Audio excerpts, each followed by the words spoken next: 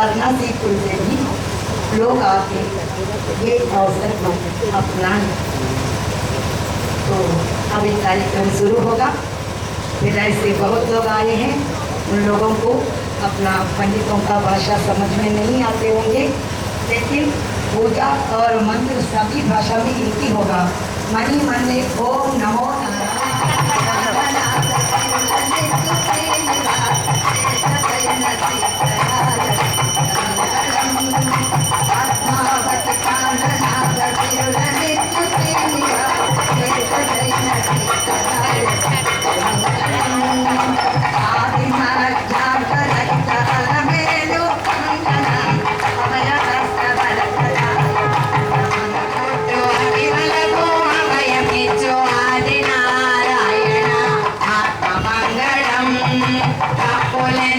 విషయం జ్ఞాపకం పెట్టుకోండి. కాశీపట్టణంలో లోలార్కుడు అని ఒక ఆయన, లోలార్కుడు అని పేరు. లోలార్కుడు అర్క శబ్దం చేత సూర్యుడు సూచింపబడతాడు. అర్క అంటే జిల్లేడాకు, జిల్లేడాకు చేత పూజింపబడతాడు కాబట్టి ఆయనకి పేరు కూడా అర్క ఇచ్చారు.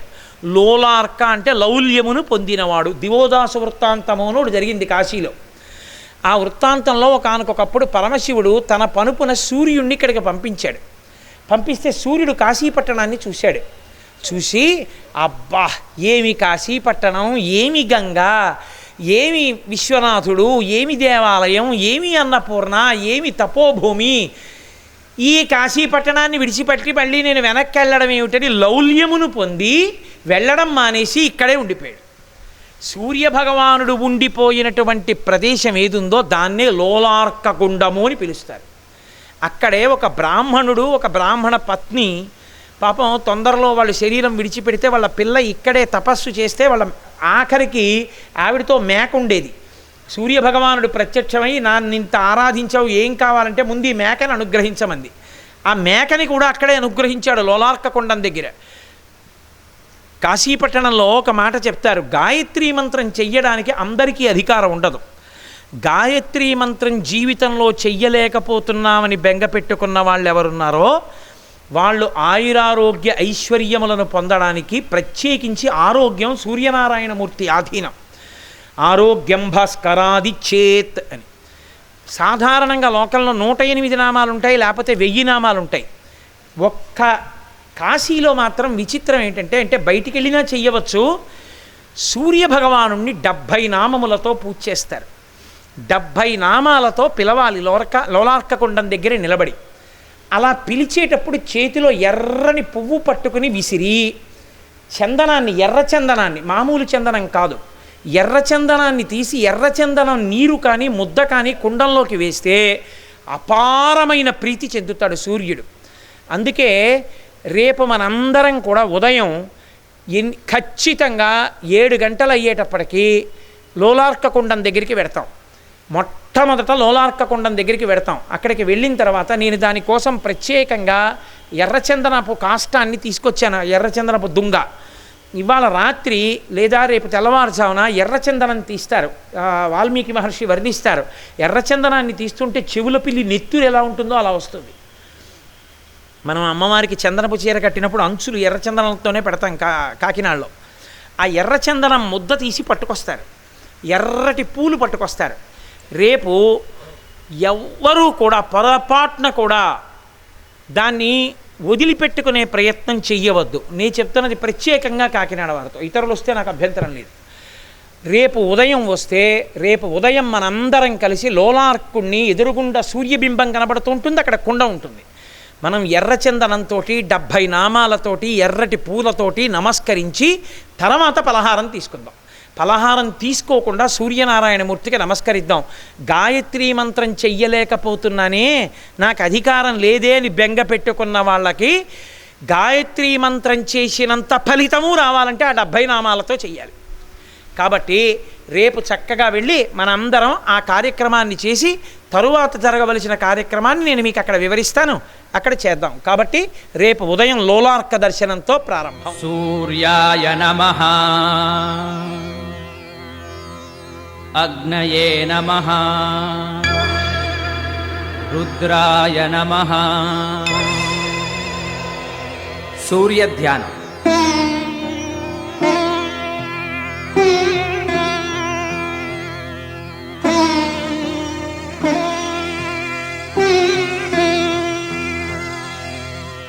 జపాకుసుమ సంకాశం కాశ్యపేయం మహాద్యుతిం తమోరిం సర్వపాపఘ్నం ప్రణతోస్మి దివాకరం.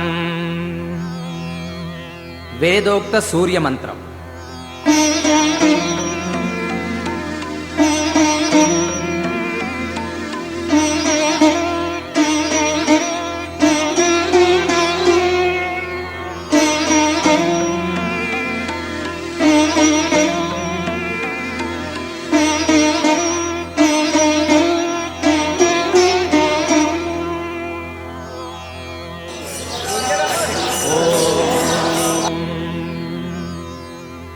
ఆసత్యేన రజసా వర్తమానో నివేశయన్నమృతం మర్త్యం చ హిరణ్యయేన సవితారథేనా దేవో యాతి భువనా విపశ్యన్ అగ్నిం దూతం వృణీమహే హోతారం విశ్వవేదసం అస్య యజ్ఞస్య సుక్రతుం येषामीशे पशुपतिः पशूनां चतुष्पदामुत च द्विपदाम् निष्क्रीतोऽयं यज्ञियं भागमेतुरायस्पोषाय यजमानस्य सन्तु. ॐ अधिदेवता प्रत्यधिदेवता सहिताय भगवते आदित्याय नमः.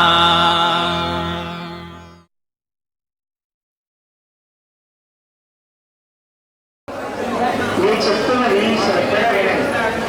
మనకి 18 విద్యలు ఉన్నాయి. 18 విద్యలు చాలా చాలా గొప్పవి. విద్య అంటే విద్ అన్న ధాతువు నుంచి వచ్చింది. ఏది తెలుసుకున్న తర్వాత వేరొకటి తెలుసుకోవలసిన అవసరం ఉండదు. ఏది తెలుసుకుని మనిషి మోక్ష మార్గంలో పెడతారో దాన్ని విద్య. అటువంటి విద్యలు ప్రధానమైనవి 18. ఆ 18 విద్యల్లోనూ మనకి చాలా చాలా గొప్పది ధర్మశాస్త్రం, మీమాంస. అంతకన్నా గొప్పది తర్కశాస్త్రం, అంతకన్నా గొప్పది వేదం, అంతకన్నా గొప్పది ఉపనిషత్తు, అంతకన్నా గొప్పది గాయత్రీ మంత్రం. ఇంకా గాయత్రీ మంత్రం కన్నా గొప్పది ప్రపంచంలో వేరొకటి లేదు. అంత గొప్పది గాయత్రి. కానీ గాయత్రీ మంత్రాన్ని అందరూ చెయ్యకూడదు. గాయత్రీ మంత్రం చెయ్యాలి అంటే యజ్ఞోపవీతం ఉండాలి. యజ్ఞోపవీతం ఉండి గాయత్రి చేసుకునేటటువంటి అదృష్టం ఈ దేశంలో ఉన్న వాళ్ళకి మాత్రమే అన్వయం. పరాయి దేశాల్లో ఉన్న వాళ్ళకి గాయత్రీ మంత్రం చేసే అధికారం లేదు. ఎందుకంటే అది కర్మభూమి కాదు. అక్కడ చెయ్యడం కానీ అక్కడ అర్ఘ్యం ఇవ్వడం కానీ పట్టివ్వదు.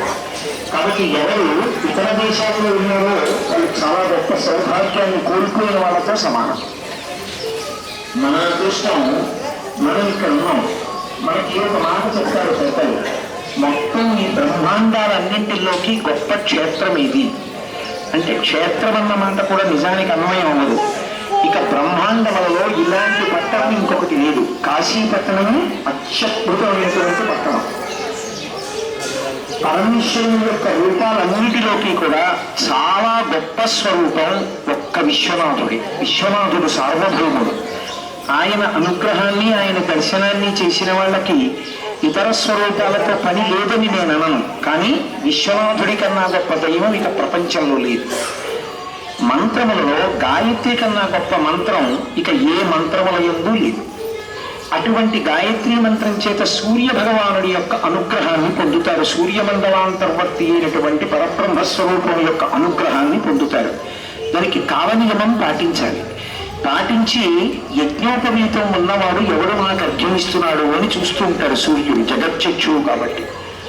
ఎవడు వేల పట్టున అర్ఘ్యం ఇవ్వలేదో, ఎవడు గాయత్రీ మంత్రం చేయలేదో వాడు భ్రష్టుడు. నేను ఆ విషయంలో ఇంక ఏమీ నాకు మళ్ళీ మొహమాటం లేదు, రాజీ లేదు. వాడంత భ్రష్టుడు ఇంకొకటి లేదు. కాబట్టి ఎవడు గాయత్రి చేస్తున్నాడో, ఎవడు సంధ్యావందనం చేస్తున్నాడో వాడు కృతజ్ఞుడు. వాడు భగవంతుడి యొక్క అనుగ్రహాన్ని పొందుతాడు. ఆయురారోగ్య ఐశ్వర్యములను పొందుతాడు. బ్రాహ్మణులకు, వైశ్యులకు, క్షత్రియులకు యజ్ఞోపవీతం ఉంటుంది. తదితర వర్ణముల వారికి, ఈ మూడు కాని వారికి యజ్ఞోపవీతం ఉండదు. యజ్ఞోపవీతం ఉండదు కాబట్టి వాళ్ళు గాయత్రి మహామంత్రాన్ని అనుష్ఠించరు, చెయ్యరు, జపం చేయకూడదు. మరి వాళ్ళకి ఎలా కలుగుతుంది? గాయత్రీ మంత్రం చేసినంత శక్తి పొందాలంటే వాళ్ళు ఏం చెయ్యాలి అని అడిగారు. సూర్య భగవానుడి యొక్క అనుగ్రహం చేతనే ఆరోగ్యం నిలబడుతుంది. ఆరోగ్యం భాస్కరాదిచ్చేత్. సూర్య భగవానుడి యొక్క పరిపూర్ణమైనటువంటి అనుగ్రహాన్ని పొందాలన్నా, గాయత్రీ మహామంత్రాన్ని ప్రతిరోజు చేసినంత శక్తిని పొందాలన్నా, కనీసం అప్పుడప్పుడు 4వ వర్ణంలో ఉన్న వాళ్ళు ఇప్పుడు చేసేటటువంటి ప్రక్రియని చెయ్యాలి. ఇది చేసినట్లయితే భగవంతుని యొక్క పరిపూర్ణమైన కృపని పొందుతాడు. ఇది వాళ్ళు చేయొచ్చు, మిగిలినటువంటి వాళ్ళు చేయొచ్చు. మిగిలిన వాళ్ళకి సంధ్యావందన ప్రక్రియ ఉంది కాబట్టి వాళ్ళు రక్షింపబడతారు, కానీ ఇది కూడా చేయవచ్చు. కాబట్టి ఇప్పుడు మీరు చక్కగా దీన్ని చూడండి. దీన్ని లోలార్క కుండము అంటారు. శాస్త్రంలో ఒక మాట చెప్తారు, ఎంత గొడ్రాలైనా సరే బిడ్డలు పుట్టని వాళ్ళు ఈ లోలార్క కుండంలో ప్రతిరోజు స్నానం చేస్తూ కాశీవాసం చేస్తే మహాత్ముడైనటువంటి కొడుకు జన్మిస్తాడు అని. అంత శక్తివంతం ఆ కుండం. ఆయనకి లోలార్కుడు అని పేరు. దివోదాసు వృత్తాంతము అని ఒక వృత్తాంతం. ఇప్పుడు అది అప్రస్తుతం అనుకోండి. పరమేశ్వరుడు ఒకప్పుడు సూర్య భగవాను ఇక్కడికి పంపించాడు ఒక ప్రత్యేక కార్యం మీద. ఆయన వచ్చి కాశీపట్టణాన్ని చూశాడు. చూసి ఇంత గొప్ప పట్టణం, ఇంత గొప్ప గంగానది, ఇటువంటి కాశీపట్టణం కన్నా ఇంకా నాకు లోకంతో సంబంధమే ఉంది, కాబట్టి నేను ఇక్కడ ఉండిపోతానని ఆయన ఇక్కడే లోలార్క కుండం అంటారు. ఈ కుండ స్వరూపంలో సూర్య భగవానుడు ఉండిపోయాడు. అందుకే ఈ ప్రాంతం సూర్య భగవానుడికి విశేషమైనటువంటి ఆరాధన, అపారమైన సూర్యశక్తితో ఉంటుంది. ఇక్కడ కూర్చుని సూర్యుడికి 108 కాదు, 1000 కాదు, 70 నామములు చెప్తారు. ఆ 70 నామములను ఎవరు చెప్తారో ఎర్రచందనంతో ఎర్రటి పూలు ఆ కుండంలో వేసి ఎవరు నమస్కారం చేస్తున్నారో వాళ్ళకి సూర్య భగవానుడి యొక్క అనుగ్రహం కలిగి ఆయువు ఆరోగ్యము పొంది తీరుతారు అని శాస్త్రం చెప్తోంది. అంత పవిత్రమైనటువంటి ప్రదేశానికి ఇవాళ మనం వచ్చాం. నేను ఇప్పుడు అది ఎలా చెయ్యాలి అనేటటువంటి ప్రక్రియని ఇక్కడ చేయిస్తాను. మీ అందరూ చక్కగా నమస్కారం చేస్తుండండి. నేను నామాలు చెప్పించినప్పుడు అందరూ కలిపి చెప్పండి.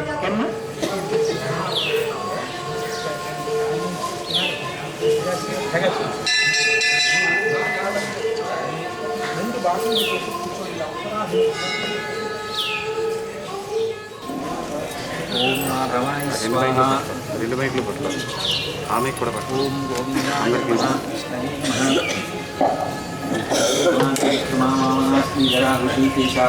భాదామోదరా సంకర్షాణి బుద్ధారోక్షదా నరసింహాక్షితాజనార్దనాభుతేంద్ర హరయ శ్రీకృష్ణాయ నమః.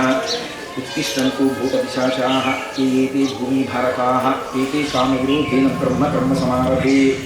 ॐ भूः ॐ भुवः ॐ सुवः ॐ महः ॐ जनः ॐ तपः ॐ सत्यम् ॐ तत्सवितुर्वरेण्यं भर्गो देवस्य धीमहि धियो यो न प्रचोदयात्. ओमा प्रोद्योतिरसोऽमृतं ब्रह्मभूर्भुवस्सुवरों ममोपात्तदर्शक्षयद्वारा श्रीपार्वतीपरमेश्वरप्रीत्यर्थम्